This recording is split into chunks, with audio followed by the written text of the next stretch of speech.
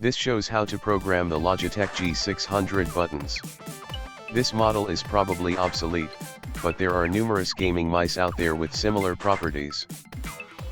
You also learn about strategies to assign keystrokes to keys, for both left and right-handed gaming mice. This screen shows the profile of a right-handed Logitech G600 gaming mouse. Each programmable key may contain up to 2 control keys and an alphanumeric value. I'll first demonstrate how to program the keys, followed by discussing the different strategies for using left and right-handed gaming mice. I'm going to assign the page up and page down keystrokes to the lower right buttons. I'll right-click on the G19 button and select Edit.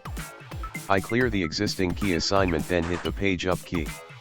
I click OK to accept the change.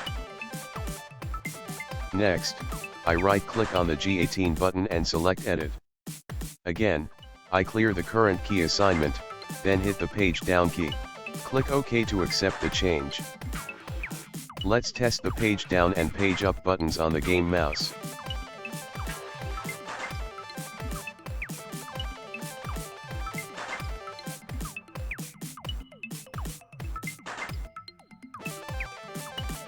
Using the right-hand mouse assumes that the left hand stays on the keyboard.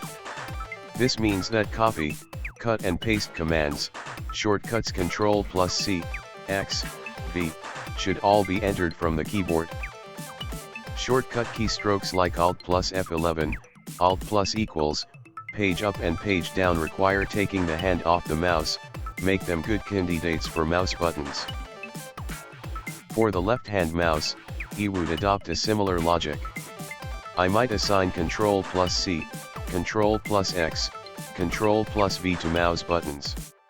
These would be the copy, cut and paste commands. Finally, I assign the most frequently used keystrokes to the bottom buttons, they are the easiest to reach. I have the delete key, F5 and enter keys assigned to these buttons.